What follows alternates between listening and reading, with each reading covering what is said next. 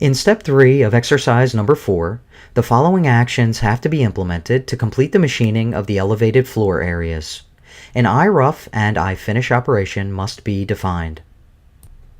Add a new iMachining operation. In the SolidCAM Manager, right-click Operations, Add Milling Operation, and select 2D iMachining. The iMachining operation dialog box is displayed, and the default iRough is used for technology. On the Geometry page, click the New button to define the machining geometry for the elevated floor areas. For this operation, one chain is defined as open, and the other is defined as semi-open.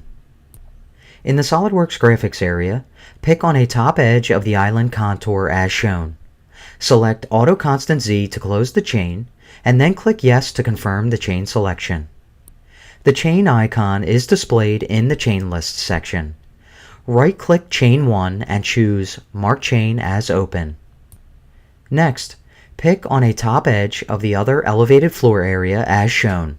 Select Auto Constant Z to close the chain, and then click Yes to confirm the chain selection. In the chain list, right-click Chain 2 and choose Mark Chain as Open.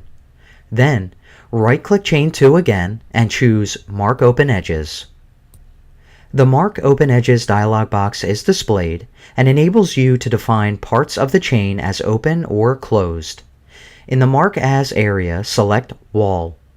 In the Select area, set the radio button to From To Entities. In the SOLIDWORKS graphics area, pick on the two chain entities as shown. This will define the section of chain along the wall as closed. Click OK to accept the selection. The geometry is defined. Click OK to confirm the geometry selection and exit the Geometry Edit dialog box. Switch to the Tool page and click the Select button to display the Choosing Tool for Operation dialog box. In the Part Tool table, select Tool number 1, the 9.5mm end mill. Click the Select button to choose the tool for the operation and exit the Part Tool table.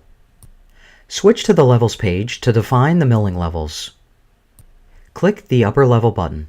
In the SOLIDWORKS graphics area, select the top edge of the target model as shown, and then click OK to confirm the selection.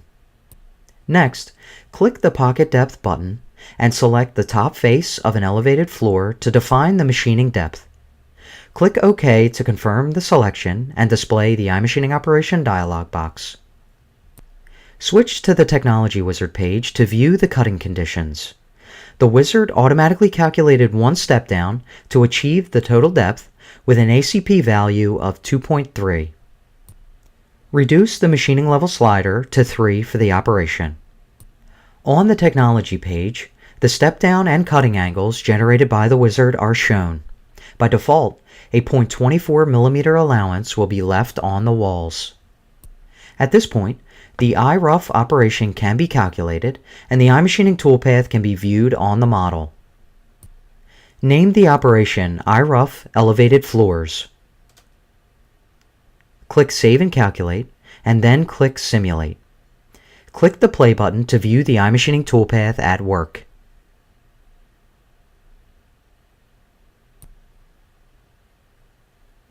The tool enters the interior pocket and performs a roughing toolpath on the top face of the island, and then rapids over and performs a roughing toolpath on the other elevated floor area. Exit the Simulation Control Panel.